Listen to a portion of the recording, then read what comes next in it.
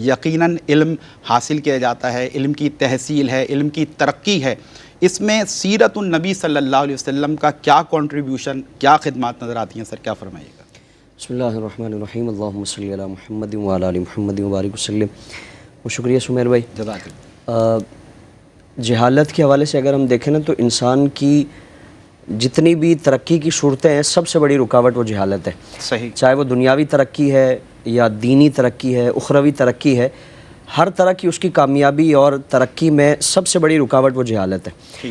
اسلام کی تعلیمات کا آغاز ہو رہا ہے تو اسی جہالت کے خلاف علم بلند فرمایا گیا، اور سب سے پہلی جو وحی نازل فرمائی جا رہی ہے وہ علم کی فضیلت، علم کی اہمیت اور علم اور قلم کے تعلق سے اللہ رب العالمین نے اپنے حبیب پر پہلی وحی نازل فرمائی۔ کیا کہ اور اسی سے یہ بھی بیان فرمایا جا رہا ہے کہ یہ وہ دین ہے کہ جس دین میں علم کی اہمیت و افادیت یہ ہے کہ تمام تر عقائد و نظریات، تمام تر اس کی عبادات، احکام، یہ ساری چیزیں بعد میں پہلے آگہی فراہم کی جائے، شعور بیدار کیا جائے، اس کے بعد یہ ساری چیزیں بتائی جائیں گی تو سمجھ آئے گی۔ تو آپ صلی اللہ تعالیٰ علیہ وآلہ وسلم کی پہلی وحی ہم اس سے اندازہ کریں کہ علم کی اہمیت اور افادیت ہے۔ پھر قرآن کریم کی درجنوں آیات بینات وہ علم کی اہمیت سے متعلق ہمارے سامنے موجود ہے۔ آپ صلی اللہ تعالیٰ علیہ وآلہ وسلم کی کثیر احادیث مبارکہ، حضور نے جہاں علم کی تاکید فرمائی، ترغیب دی، اور اسی کے ساتھ ساتھ آپ صلی اللہ تعالیٰ علیہ وآلہ وسلم نے ایسا ماحول پیدا فرمایا کہ وہ علم کی جانب رغبت پیدا ہو، علم کے لیے لوگوں کو مواقع فراہم فرمائے، علم کے لیے راستے ہموار فرمائے تاکہ بآسانی لوگ علم حاصل کر سکے۔ آپ صلی اللہ تعالیٰ علیہ وآلہ وسلم نے علم کی فرضیت کا اعلان فرمایا کہ طلب العلم فریضۃ علی کل مسلم و مسلمہ، علم حاصل کرنا ہر مسلمان مرد عورت پر فرض ہے۔ پھر فرمایا کہ اس فرض کی جو ادائیگی ہے اس کے لیے کوئی ایج کی لمٹ نہیں ہے۔ اطلب العلم من المہد الی اللحد، صحیح، کہ ماں کی گود سے لے کر قبر تک، اللہ اکبر، کبھی بھی زندگی کے کسی بھی حصے میں آپ کو اپنی اس کمزوری کا علم ہو جاتا ہے کہ میں اس چیز سے متعلق نہیں جانتا، تو اس میں پھر کوئی شرم و حیا، کوئی جھجک نہیں ہو، کوئی ہیزیٹیشن نہ ہو، بلکہ حضور کی بارگاہ میں 80 90 سال کے بزرگ صحابہ جن کی عمریں اتنی زیادہ ہے وہ حضور کی بارگاہ میں تحصیل علم کے لیے حاضر ہوتے ہیں۔ پھر فرمایا کہ یہ انبیاء کی میراث ہے۔ ایک مرتبہ حضور بازار تشریف لے گئے، صحابہ اکرام مختلف کام کاج میں مصروف ہیں، تو حضور نے فرمایا کہ تم یہاں ہو، مسجد نبوی میں تو انبیاء کی میراث بٹ رہی ہے۔ صحابہ، ایک تجسس تھا، صحابہ اکرام حاضر ہوئے، دیکھا کہ ظاہری طور پر کوئی تقسیم کا سلسلہ نظر نہیں آ رہا، تو عرض کیا رسول اللہ یہاں تو کوئی ایسی چیز تقسیم نہیں ہو رہی ہے۔ فرمایا کہ وہ علم کی مجلس لگی ہے، وہ جو کچھ پڑھایا سکھایا جا رہا ہے وہ انبیاء کی میراث ہے، اور کبھی بھی اگر تمہیں موقع ملے تو یہ انبیاء کی میراث حاصل کر لیا کرو، یہ جنت کی کیاریاں ہیں، جب تم یہاں سے گزرو تو یہاں سے کچھ چن لیا کرو۔ سبحان اللہ۔ یعنی علم کی ترغیب پر اور علم کی فضیلت و اہمیت پر اتنی آپ صلی اللہ تعالیٰ علیہ وسلم کی احادیث مبارکہ، اور نہ صرف احادیث ہیں بلکہ حضور نے عملاً بھی علم کو فروغ دیا۔ آپ مکہ مکرمہ میں ہیں، حضور کی جب بعثت کا زمانہ ہے، ہم دیکھیں مکہ میں صرف 16 یا 17 افراد ہیں جو پڑھنا لکھنا جانتے ہیں جب حضور کی بعثت مبارکہ ہو رہی ہے۔ آپ صلی اللہ تعالیٰ علیہ وآلہ وسلم نے پہلے دن سے علم کے فروغ کا سلسلہ شروع فرمایا۔ ٹھیک، دار ارقم میں پہلا مدرسہ قائم فرمایا گیا جس میں صحابہ اکرام کو جمع کر کے ان کی تعلیم و تربیت کا اہتمام کیا جاتا تھا۔ پھر یہ سلسلہ یہاں تک ہی محدود نہیں ہے بلکہ اوپن اسکولز کا سلسلہ ہمیں نظر آتا ہے کہ کسی گھاٹی میں، بازار میں، صحرا میں، کہیں بھی اگر حضور ماحول سازگار دیکھتے ہیں تو آپ صلی اللہ تعالیٰ علیہ وآلہ وسلم علم کو فروغ دیتے ہیں، تعلیم دی جاتی ہے، تربیت دی جاتی ہے۔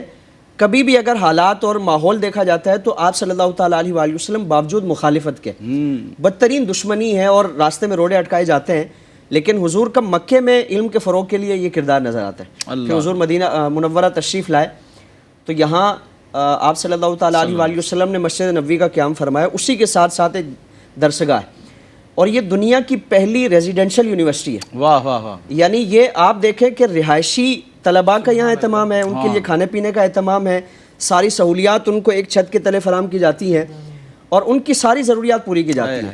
جو رہائشی طلباء ہے دور دراز سے حضور کی بارگاہ میں آئے، اور صرف علوم دینیہ نہیں ہے، صرف قرآن یا فقہ نہیں ہے، صرف قرات نہیں ہے، یا صرف میراث کا علم نہیں سکھایا جائے، یہ سارے علوم سکھائے جاتے ہیں۔ قرآن ہے، قرات ہے، حدیث ہے، فقہ ہے، میراث ہے، دنیاوی علوم بھی حضور کی بارگاہ میں سکھائے جاتے ہیں، انصاب کا علم سکھایا جاتا ہے، واہ واہ، پھر اسی طرح ہسٹری کا علم سکھایا جاتا ہے، ریاضی کا علم سکھایا جاتا ہے، علم فلکیات، نجوم کا علم سکھایا جاتا ہے۔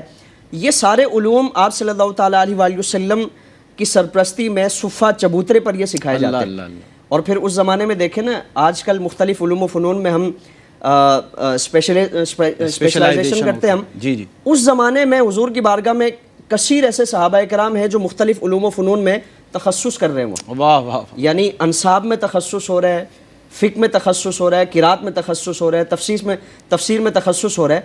تو حضور کی بارگاہ میں اس زمانے میں مختلف علوم و فنون کے ماہرین تیار کیے جاتے ہیں، اسپیشلسٹ تیار کیے جا رہے ہیں کہ جو مختلف علوم و فنون کے سلسلے کو فروغ دے. اور پھر آپ صلی اللہ تعالیٰ علیہ وآلہ وسلم نے کیا کردار حضور کا دیکھیں نا کہ میدان جنگ میں بھی اگر حضور ہیں، جنگی کیفیت بھی ہے، اس میں بھی حضور کوئی نہ کوئی ایسا راستہ نکالتے ہیں کہ جس سے علم کا فروغ ہو سکے. بدر کے قیدی آئے اور آپ صلی اللہ تعالیٰ علیہ وآلہ وسلم نے جن کے پاس فدیہ ہے وہ فدیہ دے دیں. Great example. جن کا فدیہ جن کے پاس نہیں ہے تو اب دیکھیں نا، جان کے دشمن ہیں لیکن ایسے کٹھن معاملات میں بھی علم کا فروغ ہے وہ اولین ترجیح ہے. اللہ اکبر. آج دنیا میں جتنے بھی علوم و فنون کو ہم رائج دیکھتے ہیں، اس کی اگر ہسٹری میں دیکھیں، حضور کا زمانہ ہم دیکھیں نا، بعثت نبوی کا زمانہ، پوری دنیا ظلم سے، جہالت سے، شرک سے، جاہلانہ اور ظالمانہ رسومات سے بھری ہوئی ہے. یہ جو آج ایک علم کی ترقی ہم دیکھتے ہیں، سائنس کی ہم ترقی دیکھتے ہیں، مختلف علوم و فنون کے ماہرین کی ایک بہتات دیکھتے ہیں، اس کی وجہ آپ صلی اللہ تعالیٰ علیہ وآلہ وسلم کے وہ کارنامے ہیں. بے شک. اور حضور کی وہ کاوشیں ہیں کہ بدر کے قیدیوں سے بھی یہ معاہدہ کیا جاتا ہے کہ تم 10 افراد کو لکھنا پڑھنا سکھا دو، تمہیں رہائی دے دی جائے گی. اللہ اکبر. تو ہم دیکھیں علم کا فروغ آپ صلی اللہ تعالیٰ علیہ وآلہ وسلم نے اتنی کاوشیں فرمائی. آج دنیا حضور کی مقروض ہے.